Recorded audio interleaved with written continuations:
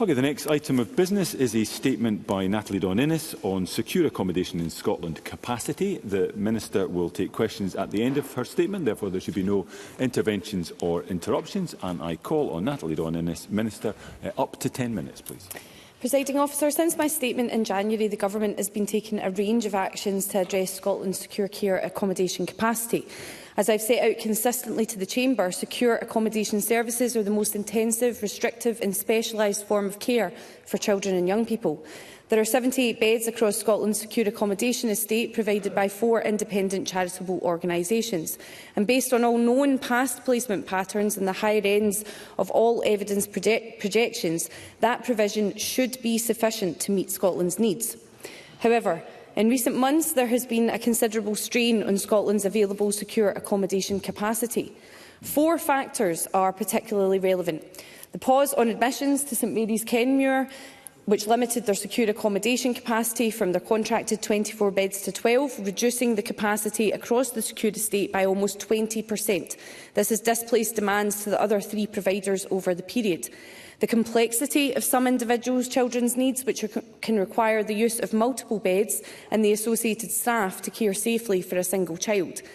The increased duration of some placements as a result of the increased sentenced and remanded population and cross-border placements. Now, as I set out in my statement in January, the Children Care and Justice Act saw Scotland take a major step forward to keep the promise by introducing a series of reforms. It is with thanks to secure providers and wider care and justice partners that we can proudly say that Scotland does not imprison our children. Those reforms, whilst the right thing to do and well prepared for, have required a period of adjustment.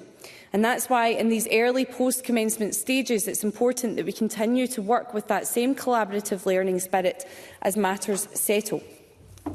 Members will recall that St Mary's Kenmure was served an improvement notice by the Care Inspectorate following its inspection in October. That rightly triggered a pause on new admissions, whilst improvements were made. That total pause in admissions was lifted by the Care Inspectorate on the 18th of December, but the maximum capacity at St Mary's has been capped at 12. Following a further visit on the 13th of March, the Care Inspectorate were satisfied that significant improvements had been made in a number of areas and agreed to lift the improvement notice. St Mary's are focusing on meeting the requirements of the improvement notice. Their focus is now moving towards sustainable, restored capacity as soon as safely possible. The centre is redoubling its efforts to augment staff capacity across this spring. Work to fill these specialist roles is already in hand, but will, of course, take some time, and I'll update Parliament further on that progress before summer recess. I visited St Mary's earlier this month to hear directly about their improvement journey. Now, as members are aware, secure accommodation demand is complex and volatile. Capacity can shift at least daily. This morning there was 1 place available in secure accommodation in Scotland, but it's entirely possible during the course of my statement that this position could change. That unpredictability in demand is why our key actions relate not just to restoring capacity, but to improving confidence among practitioners and decision makers when it comes to suitable alternatives to secure care. Meeting the needs of children who may require secure accommodation is not just about the numbers of vacant beds. It's about creating and sustaining environments where children receive the highest quality of care. These services require specialist and skilled workforces, and I want to acknowledge and pay tribute to the dedication of that workforce today. In my previous statement, I outlined the Government's commitment to work collaboratively with COSLA, Social Work Scotland and others to develop a secure care contingency action plan, and I thank all providers and partners for their contributions. I'll write to conveners of Parliament's Justice and Education Committees with fuller details in April. In terms of immediate priorities, we've moved to restore Scotland's secure accommodation capacity. I'm therefore pleased to announce today the establishment of a new 4-bed national contingency resource with support from the Scottish Government. Part of Rossi's specialised residential estate will be repurposed and specially staffed to offer a new 4-bed secure care provision. That will directly alleviate some of the pressure on secure care accommodation. This fully funded resource is expected to be operational in the next month, subject to Care Inspectorate registration. And I'm really grateful to Rossi for their agility and their innovation in helping to identify a tangible solution. This centre has just had very positive care inspectorate gradings. Members can be confident that this will be a significant and effective augmentation to Scotland's offer. As well as boosting capacity directly, we are also supporting improved awareness and confidence among professionals working in Scotland's placing authorities. And I am pleased, therefore, to also confirm we are funding a dedicated professional lead at Social Work Scotland for the next 12 months. This policy and practice advisor will work alongside officials in Scottish Government. They will enhance our partnership with local government and improve the coordination of relevant services across the country. This post should also enable us to accelerate our collective efforts to evolve Scotland's secure care provision in line with the promise. We also continue to focus on alternatives to secure accommodation, focusing on early intervention and preventative services. We are backing our contingency actions with up to £2 million this year alone. In addition, following the recent budget, funding of up to £8.4 million is also being made available by the Scottish Government to cover the placements of sentenced and remanded children over the next 2 years. This is a significant further financial commitment to support the system and its sustainability. Refreshed guidance on community alternatives to depriving children of their liberty has also been prepared and was published last week. And I thank the Children and Young People's Centre for Justice and the Youth Justice Improvement Board for bringing that work to fruition. As members know, secure care should only ever be used when absolutely necessary. We are also working with third sector organisations to identify high-intensity wraparound services. And those are intended to offer credible support to high-need children and to encourage safe, early step down from secure care. Parliament will be updated further on this before the summer recess. In the medium to long term, we are committed to developing a more resilient and responsive system of secure care provision, capacity preservation and placement management. So also ahead of the summer recess, we will publish our response to the Reimagining Secure Care report, which will set out our longer-term vision for the future of secure care within a trauma-informed, promise-keeping context. I expect that response to confirm the continuing necessity of secure care and to underline the value we place on these specialist services, but also to extend beyond its current configuration. We will focus on a holistic approach that includes preventative measures, improved alternatives to secure care and a stronger focus on transitions to support children to return to their communities and to their families wherever safe and appropriate. As with all promise-keeping efforts, there is a shared responsibility between national and local government alongside delivery partners. I want us to improve the coordination and integration between different parts of the system to ensure our system is both compassionate and responsive. Children in secure care often require multiple services, mental health support, education and vocational training, amongst others. We therefore need to foster greater collaboration with health services, with local authorities, education providers and the third sector. We are also considering where quantitative data, real-time data and enhanced management information can help to predict and forecast demand. Presiding Officer, I hope this statement reassures members as to our focus and resolve on these matters. It is clear since January that improvements have and are being made, and I want to reassure all those involved in the provision of secure care, from the children who need its support to the staff in secure care centres, to local authorities and community and justice partners. My message is that this Government will work with you to take urgent, supportive action where needed, but also to develop sustainable and integrated solutions. Our priority will always be ensuring children have access to the care and support necessary to keep them and others safe. I am aware that members will have further questions, and I would be pleased to answer those now. Thank you. Thank you very much. The Minister will now take questions on the issues raised in her statement. I intend to allow around 20 minutes, after which we will need to move on to the next item of business, and I'd be grateful to members who wish to ask a question, who haven't already done so, to press the request to speak buttons. I call first Ros McCall. Thank you, Presiding Officer. I thank the Minister for advance sight of her statement. The strain on Scotland's secure accommodation provision and the complex factors involved might not have been foreseeable, but they were certainly possible, and I raised these concerns at the time. The fact that the Minister and the Scottish Government were told time and time again during the passage of the Children Care and Justice Act that the situation we find ourselves in now was entirely possible, its shameful dereliction of duty that nothing was done in anticipation, Now, I welcome the commitment to building contingencies within the system moving forward. However, the Scottish Government had a long lead time to prepare, and a lack of urgency has resulted in vulnerable children being denied the support and protection they require. It's not good enough. The Children and Young People's Commissioner wrote to the Minister on the 20th of February with 3 very specific questions, and the Minister was unable to answer these during questioning at the Education Committee this morning. So how many children in each of the last 6 months have been unable to be placed in secure care? Is the Minister still of the view that redundant over-provision would be contrary to the promise? And if so, how confident is she that the measures announced in the statement today will not result in the very same over-provision? And I note the Minister's commitment to working with third sector to identify high-intensity wraparound services. Again, the lack of urgency on this should have been foreseen. So what form will these services take and how soon will they be implemented? Minister. Thank you.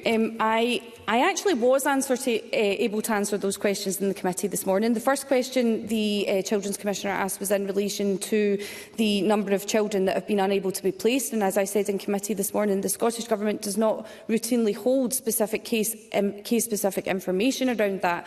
However, I do know that in instances where the issues with capacity have caused concerns, there have been real efforts between all the different involved stakeholders, whether that's Scottish Government, COSLA, secure care providers, to come to an arrangement that meets the needs of the child and the other children in secure care.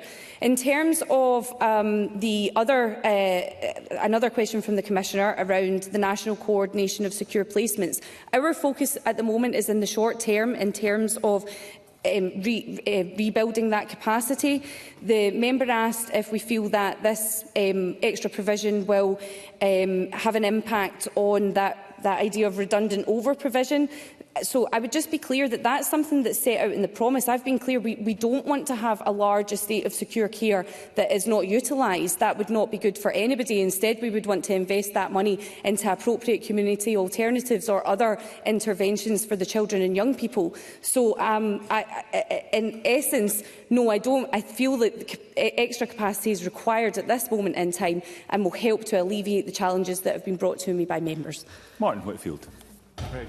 I'm very grateful, Deputy Presiding Officer. Can I thank the Minister for foresight of her speech? She spoke of 78 beds being available across Scotland. That's on Scottish Government data published in 22-23. The data that was published on February this year for 23-24 confirms actually the number of beds is 71. So I wonder whether the Minister would consider that position and perhaps write to clarify the record. Because actually the public notification of the beds are available are 67 according to the public website, and there are 1 available bed, as the Minister talked about today, and that's due, as she's spoken about, with the situation at St Mary's. When the Edinburgh Secure Services provision closed in 2023, we went down from 84 beds. Is 84 beds too much of a provision? Because we have hit full capacity on whatever figure the Minister would like to dictate is available as soon as possible. Just for clarity, under the Scotland Excel contract there are 78 beds. However, obviously not all of those are being utilised at the moment due to the issues with St Mary's. However, I've been very clear that St Mary's are working to recruit and to look, I would hope, to increase or restore that capacity as soon as possible. The member, I think, provided a figure of 84 beds, and what I would say is we have seen the number of children going to secure care decreasing over the past number of years. So, yes, I am nervous about overcapacity, appreciating, of course, that we have to have a place for children who require to go to secure care to stay.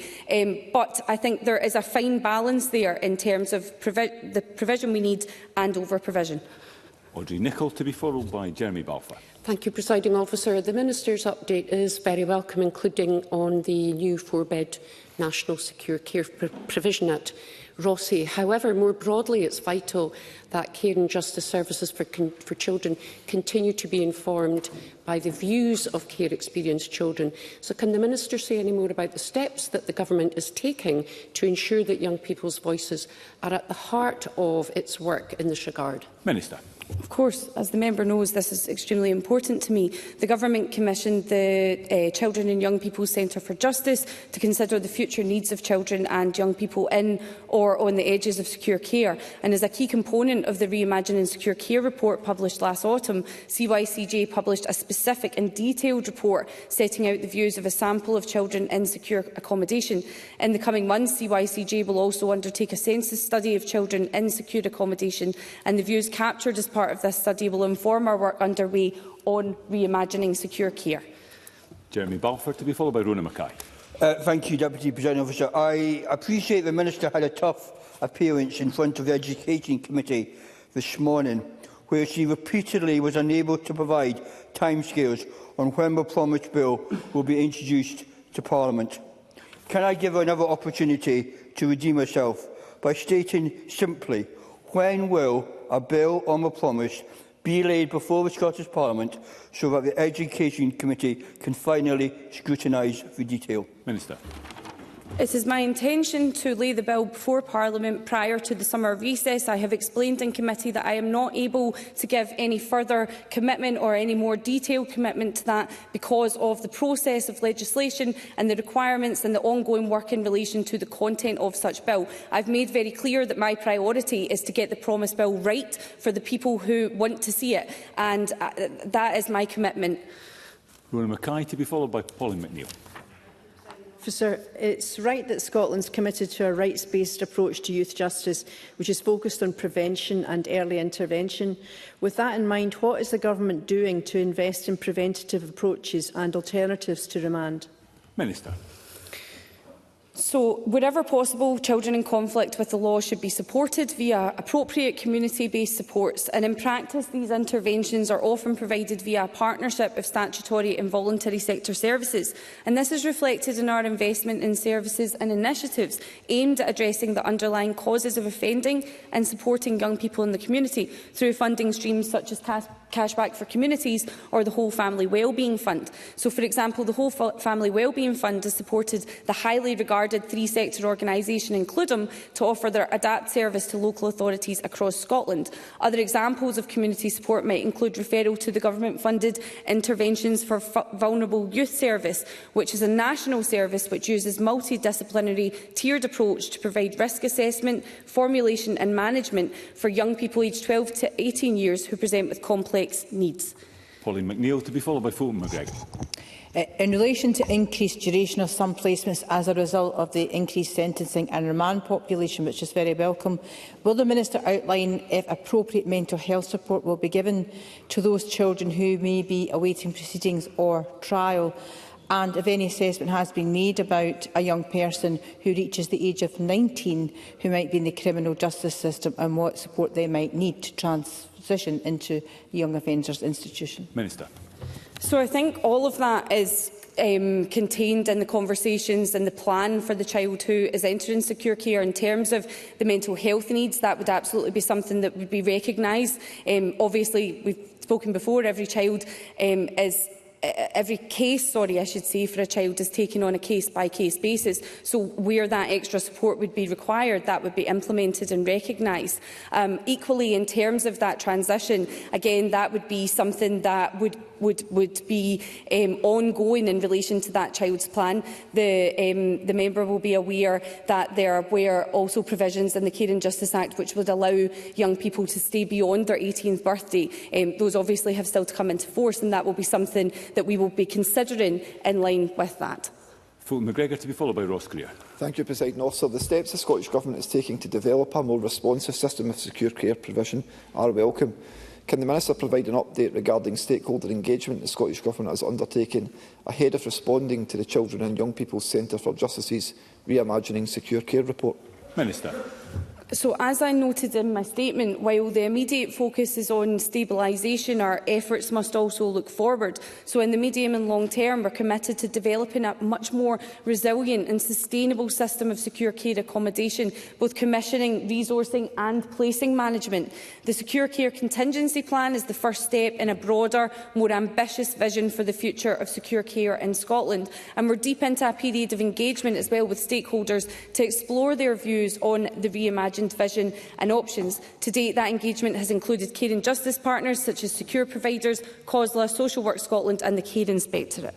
Ross Greer to be followed by Willie Rennie. Thank you, Presiding Officer. One of the issues that was unearthed by Parliament's scrutiny of the Children's Care and Justice Bill was the almost completely unregulated nature of the transport provision associated with secure accommodation.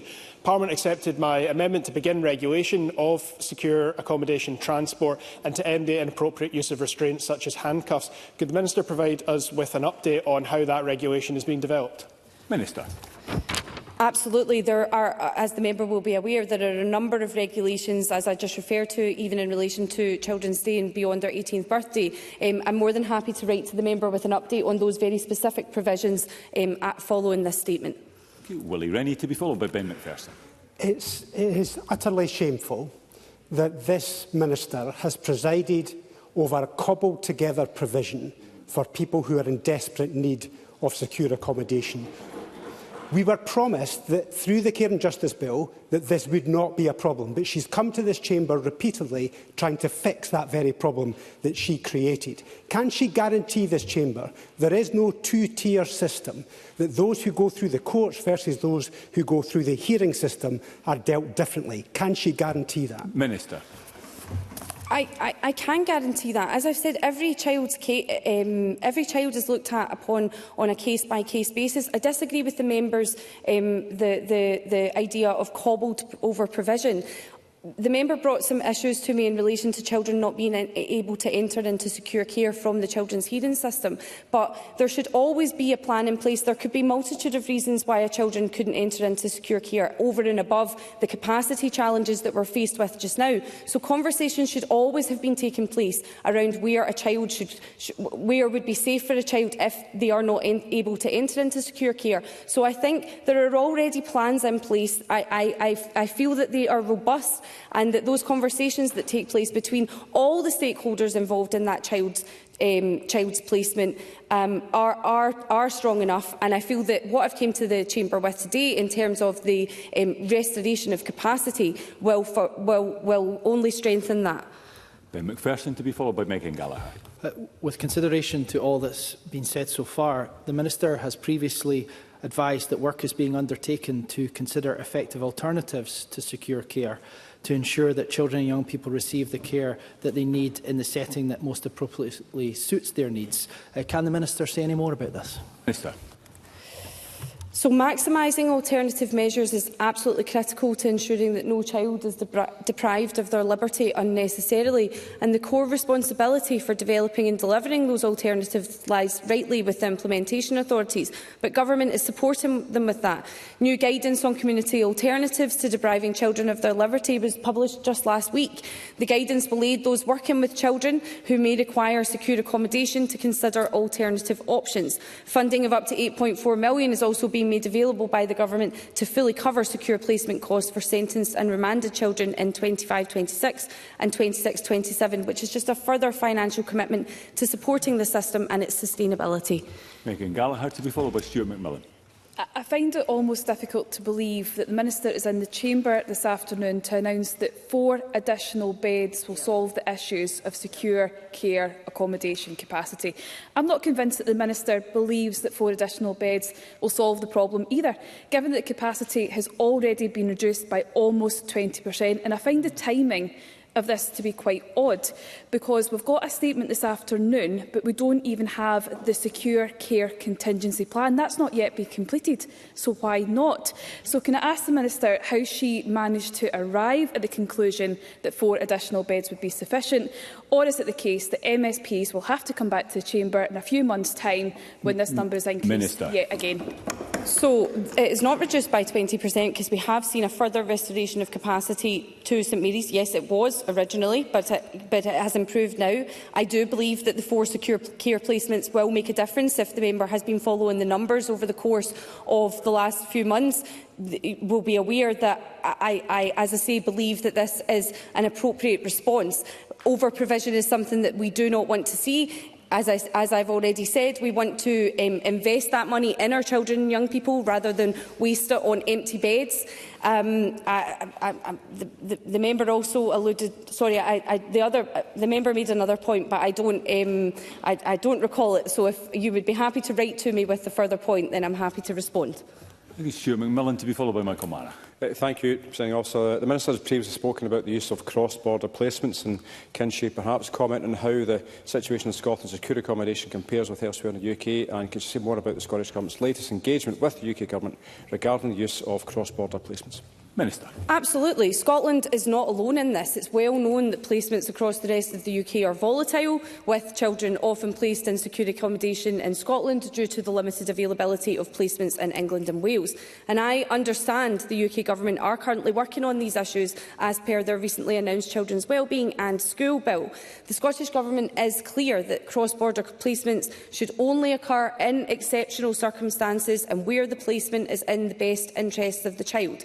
We've made provision through the Children Care and Justice Act to allow ministers to further regulate cross-border placements into residential care in Scotland, and we're currently developing a bolstered regulatory framework with the overarching aim to ensure that the welfare of every child placed into care in Scotland from other parts of the UK is safeguarded and promoted. And Michael Mara. Thank you, Presiding Officer. In relation to the National Contingency Resource, I'm sure the Minister will agree with me that Rossy should be provided with stable financing that can allow them to recruit and retain crucial staff. Can the Minister assure me that these beds will not be paid for on usage alone? Minister. We have provided the funding for Rossy for this contingency resource, and I am confident that funding has been well received and will go a long way to alleviating the pressures that I'm discussing here today. Thank you very much, Minister. That concludes this item of business. There will be a brief pause before we move to the next item of business to allow front benches to change.